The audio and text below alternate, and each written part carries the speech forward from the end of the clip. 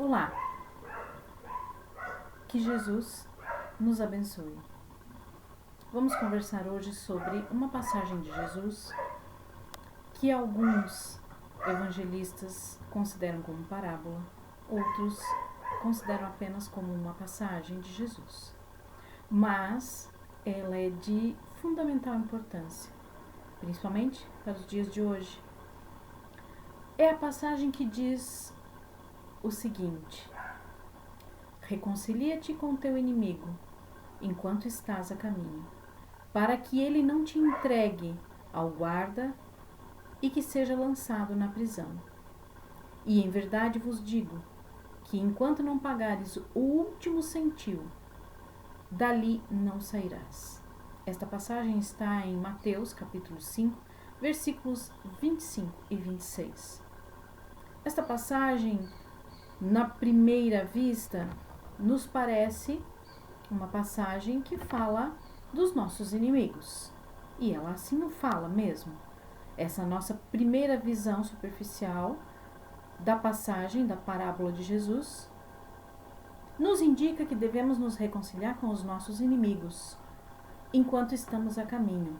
Quem são nossos inimigos? Aqueles que nós ferimos, que nós causamos algum tipo de mal, que nós cometemos algum tipo de delito, voluntário ou não, e também aqueles que nos causaram algum tipo de mal, aquele que nos traíram, nos enganaram, nos roubaram, de alguma forma nos lesaram.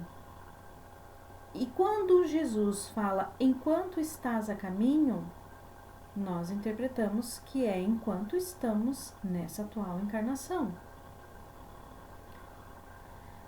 Quando nós pensamos no outro, fica fácil da gente identificar quais são os nossos inimigos, aqueles que nos fizeram algum tipo de mal e que a gente tem por eles determinada aversão, determinada mágoa, ressentimento, às vezes até ódio.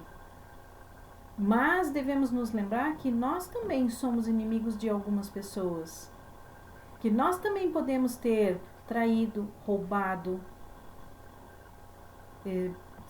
feito qualquer tipo de situação que o outro se sentiu lesado. E isso pode ter sido voluntariamente ou não.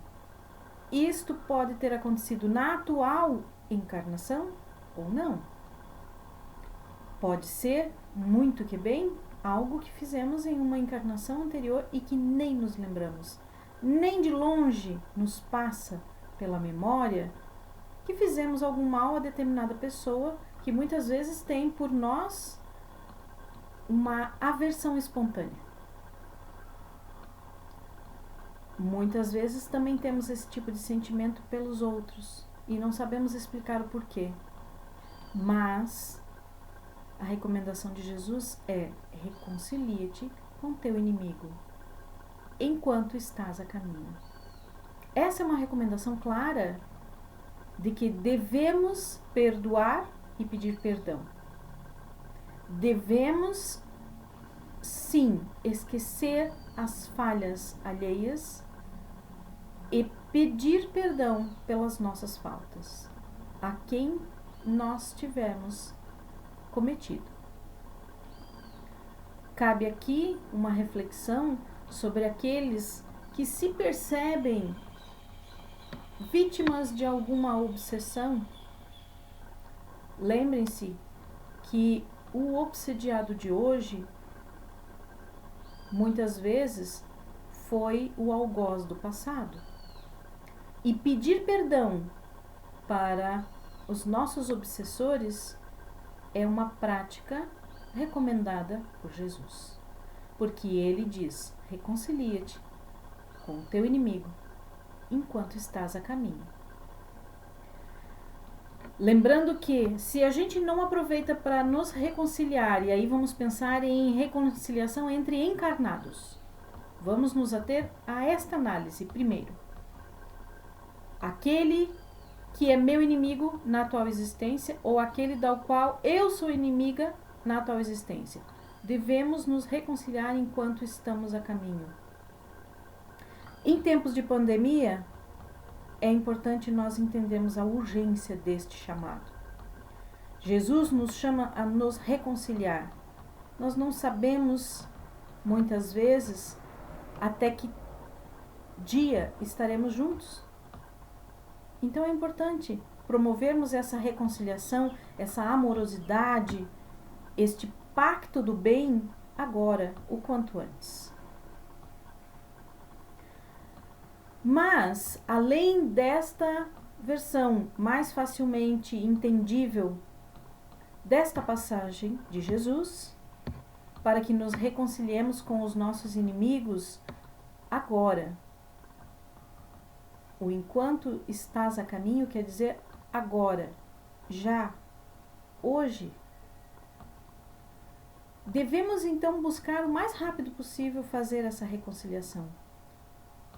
Se durante essas palavras que estamos aqui proferindo, durante essa nossa conversa, você lembrar de alguém que você realmente fez algo que você já percebeu que feriu esta pessoa, você deve buscar fazer as pazes, pedir perdão imediatamente.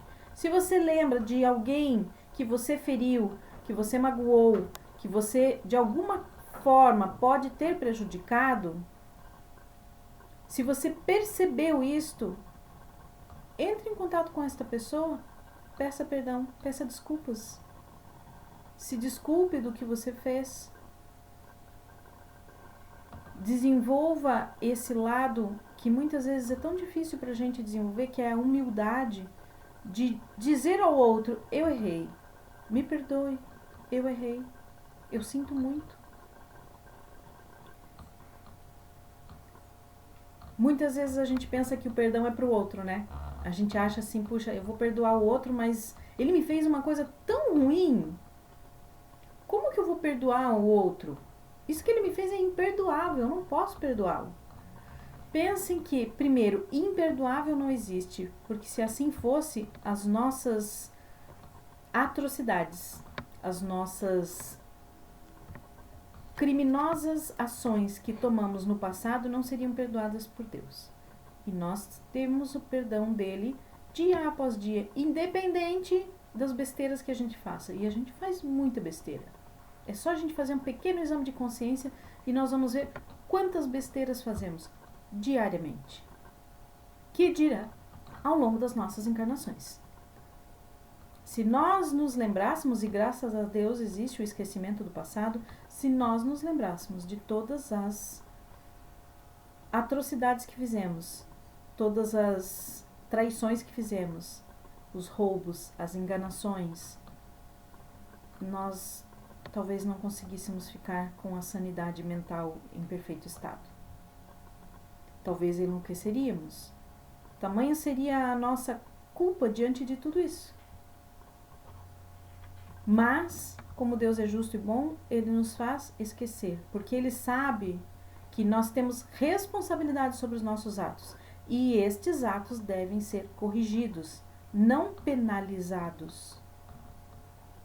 Porque isso não traria bem nenhum, nem para nós, nem para aqueles a quem ferimos. A melhor forma de corrigir um erro é fazer algo de bom. É fazer algo construtivo. Se destruirmos algo, então vamos construir algo bom sobre aquilo. Se causamos dor e sofrimento, vamos trazer alegria e felicidade. Se causamos angústia e preocupação, vamos trazer harmonia, calma e tranquilidade. Façamos a nossa parte no bem para nos reconciliar com os nossos inimigos de agora e façamos já, enquanto estamos a caminho. Mas Joana de Ângeles, ela também vê esta passagem de uma outra forma. Em Triunfo Pessoal, ela nos traz uma análise bastante interessante de que o inimigo ao qual Jesus se refere é um inimigo interno.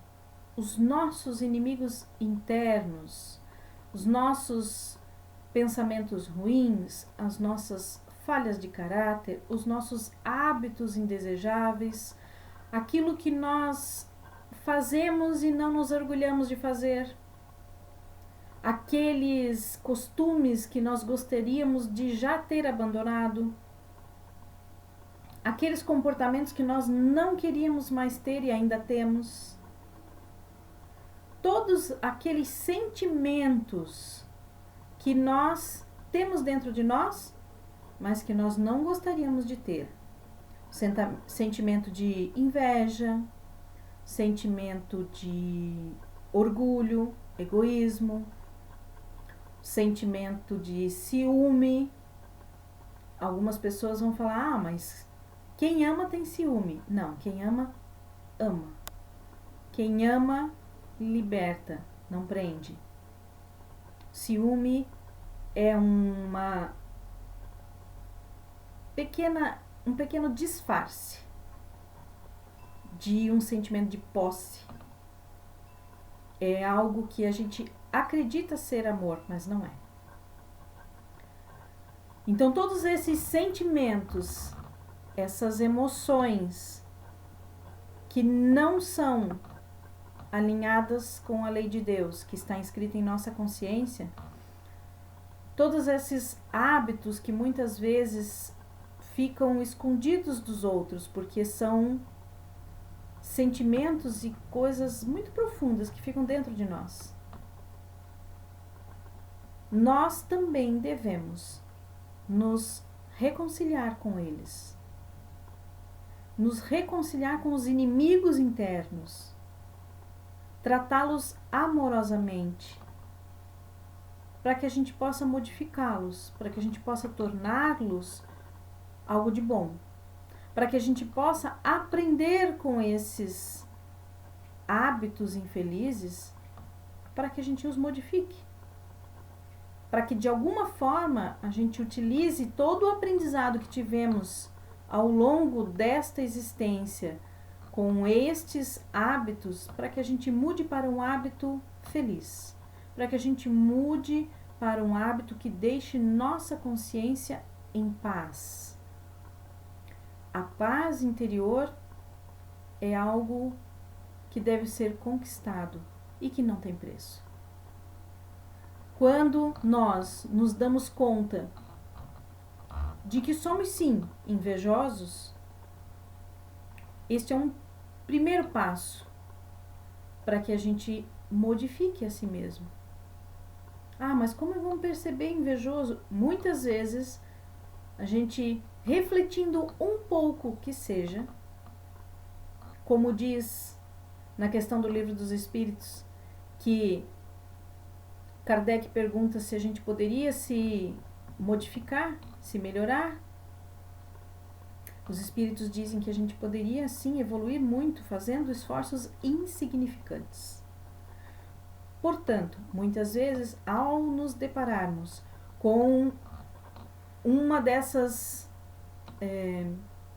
algum desses hábitos infelizes, algumas dessas emoções que não são alinhadas com a lei de Deus, que não são benéficas nem para a gente, nem para os outros. Quando a gente se depara com isto pelo nosso caminho, quando a gente olha para dentro de si e vê, enxerga finalmente que a gente tem aquilo dentro de nós, é um momento de grande oportunidade para que a gente se modifique, para que a gente olhe para tudo aquilo e se reconcilie conosco mesmo, porque não adianta a gente olhar para tudo isso e pensar assim, ah, mas eu sou realmente uma pessoa horrível, porque eu tenho inveja, descobri que eu tenho inveja. Eu me descobri com inveja porque eu fui conversar com uma amiga e ela contou que tinha comprado um carro zero. E ao descobrir que ela tinha um carro zero e que o meu carro é velho, eu fiquei com inveja dela porque eu não queria que ela tivesse o carro zero. Eu queria que eu tivesse o carro zero. Imaginem-se numa situação assim, ou semelhante a isto. E aí a pessoa que se depara com esse sentimento, puxa, eu fiquei com inveja da pessoa ter um carro zero. Se este é um momento em que você se dá conta, ou seja, você toma a consciência de que aquilo que você sentiu foi inveja. Vejam que oportunidade maravilhosa estaremos tendo para que a gente consiga se modificar, porque enquanto a gente não enxerga o que a gente tem de falha, nós não temos como consertar. Se eu não enxergo que eu sou invejosa, como é que eu vou me corrigir? Como é que eu vou lutar contra este mau hábito, vamos chamar assim? Como é que eu vou conseguir fazer diferente se eu ainda não sei que o que eu faço não é bom? Se eu não sei que aquilo que eu sinto é inveja, se eu ainda não identifiquei, eu não tenho como modificar. Então, o primeiro passo é identificar, é enxergar este meu inimigo interno, para que aí sim eu possa me reconciliar. Porque com certeza existiu algum momento no passado que acabou criando esse tipo de sentimento em mim. Essa necessidade de ter aquilo que era do outro, em algum momento da minha existência, isso se criou. Seja nesta atual existência da minha vida, ou seja, em alguma encarnação passada. O importante é que quando eu me dou conta daquela situação, daquela emoção, daquele sentimento, daquela desvirtude, que eu possa olhar para isso sem me recriminar, sem me martirizar. Porque eu posso tomar uma postura de, eu sou invejoso, nossa, eu sou uma pessoa péssima, eu sou uma pessoa que não merece nada na vida, e aí você vai descambar por um outro lado que não vai te ajudar em nada. Não ajudará. Não adianta tripudiarmos sobre nós mesmos.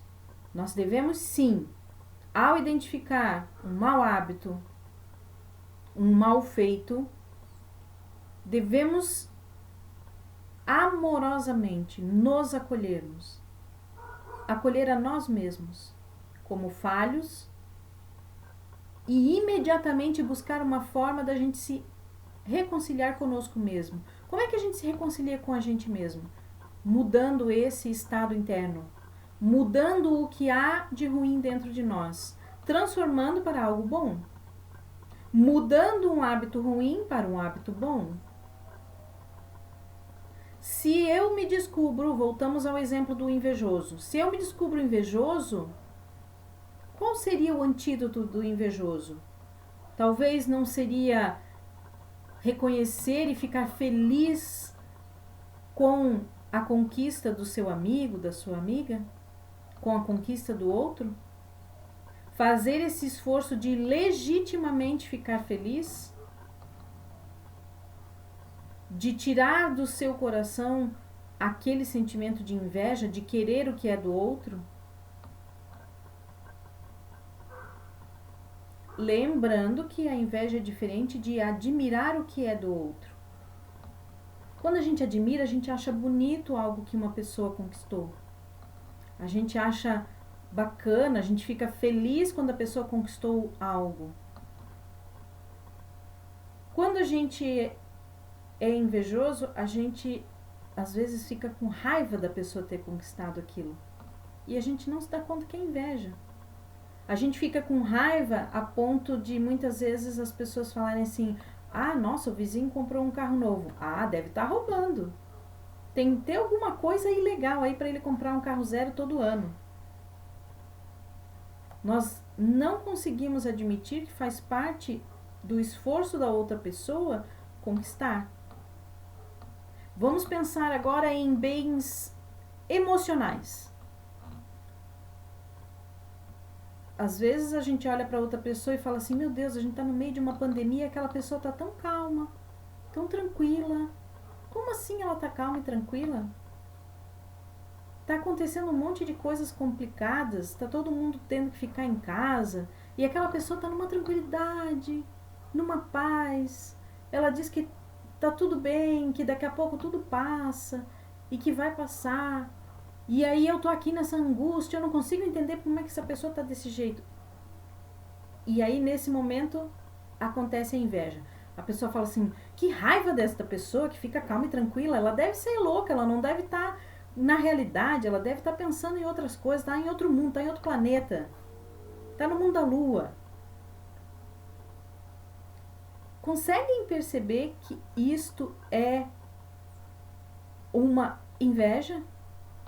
Uma inveja da paz de espírito que o outro tem, que o outro conquistou? Que certamente aquele espírito já passou por tantas situações semelhantes, quer nesta existência ou quer em outra, que ele já conquistou esta paz interior, capaz de reconhecer que estamos sim passando por um momento grave, mas passar por tudo isso com serenidade. Ao ponto que o outro, o invejoso, vai olhar para aquilo e vai achar uma insanidade. Não vai compreender, não vai ter alcance para compreender que a calma e a tranquilidade do outro não é displicência ou desvario. É simplesmente fé no futuro, fé em Deus. Então, as nossas fragilidades humanas, as nossas más tendências e as nossas falhas, as nossas invejas, ciúmes, não são só por coisas materiais, muitas vezes são por conquistas morais que o outro já teve. E quando nos damos conta destas fragilidades morais, dos hábitos infelizes, este é o momento em que nós devemos olhar para dentro e nos reconciliar com o nosso inimigo interno. Porque, analisem como Joana nos ensinou, este é um inimigo interno que vai me tornar frágil, que vai me tornar ansioso, estressado. Ao passo que aquele outro que eu invejo, que está tranquilo, que está sereno, apesar de todos os desafios que estamos enfrentando, ele já se reconciliou com os seus inimigos internos em algum momento de sua vida e já se desenvolveu um pouco mais. Já está tranquilo com sua consciência. Um outro inimigo interno que muitas vezes nos assola é a culpa. Às vezes ninguém mais sabe daquilo que a gente fez, somente a gente. E a culpa nos corrói. E a culpa é um inimigo interno muito insidioso. Ele vai nos minando por dentro. E a culpa vai nos tornando pessoas amargas. Os outros às vezes não têm ideia do que causa tal fel em nosso coração. E a gente vai nos amargurando. Vamos nos tornando amargos. A culpa é um sentimento que não nos ajuda em nada. Absolutamente nada. Nunca vai nos ajudar a culpa. E aí você pode estar pensando assim, mas você não sabe o que eu fiz. Não importa o que você fez. Não importa. Culpa não vai te ajudar. Não vai trazer de volta o que você perdeu. Não vai refazer o que você destruiu. Não vai.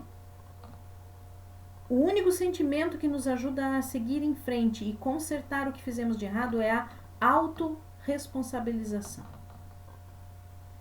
Se eu me responsabilizo pelo mal feito que fiz, pelo que eu destruí, pelo que eu deixei de construir, por aquele que eu roubei, que eu traí, que eu enganei, se eu me responsabilizo, eu tenho uma chance de consertar, de refazer, de reconstruir, de pedir perdão, de pedir desculpas, de pagar com amor a dor que eu causei. Culpa não me traz isso. Culpa faz com que eu fique num pensamento recorrente daquilo que eu fiz, que é imperdoável, que não tem jeito, que não tem chance, que não tem forma, que não tem conserto. E isso, em hipótese alguma, vai me ajudar ou vai ajudar aqueles que o meu delito causou dor. A única forma de me ajudar e ajudar aqueles a quem eu prejudiquei é fazer a opção de se responsabilizar. Eu me responsabilizo pelos meus atos, por aquilo que eu cometi. Eu agora entendo que realmente aquilo que eu cometi foi ruim. Aquilo que eu fiz foi ruim. Aquilo que eu deixei de fazer causou um mal a alguém. Então agora, nesse momento, eu entendo que o que eu fiz não foi legal. O que eu fiz não foi bom. Portanto, agora eu vou consertar. Puxa, mas agora eu não tenho mais nem como pedir desculpas, porque a pessoa para quem eu fiz o mal, ela já desencarnou. Ok. Ela já desencarnou? Você acredita que a vida continua? Se a vida continua, ela continua viva. Faça uma oração, peça perdão em oração àquela pessoa. Ela vai receber o seu pedido de perdão. Tenho certeza absoluta, porque o poder da prece é inimaginável. Toda oração é ouvida. Toda oração é direcionada a quem você determina essa oração. Então, ainda assim, se aquele para quem você devia pedir perdão já desencarnou, você também tem a chance de consertar aquilo que você identificou como um mal feito. Aquilo que você identificou como gerador de sofrimento em alguém. Por isso, Jesus recomendou que nos reconciliemos com os nossos inimigos enquanto estamos a caminho. Porque o inimigo interno da culpa é um inimigo muito violento. Que enquanto nós não nos reconciliamos com ele e pedimos perdão para quem temos que pedir, ou refazemos o que tivemos que refazer, ou reconstruímos o que tiver que reconstruir, esse inimigo interno fica nos minando, nos destruindo, nos machucando, nos impedindo de crescer, nos impedindo de evoluir. Devemos sim buscar este momento de reconciliação interna. É necessário. Lembrando mais o que Jesus complementou: em verdade vos digo que enquanto não pagares o último centil, dali não sairás. Daquela prisão não sairás. E que prisão maior do que a culpa dentro de um ser? Que prisão maior podemos falar sobre a culpa que está dentro de alguém? Essa é uma prisão que não tem correntes, mas ela te prende para sempre se você não se libertar dela. E é uma libertação que tem que ser de dentro para fora. Esta é uma porta que é aberta de dentro para fora. O auto-perdão é um perdão que nós precisamos nos dar.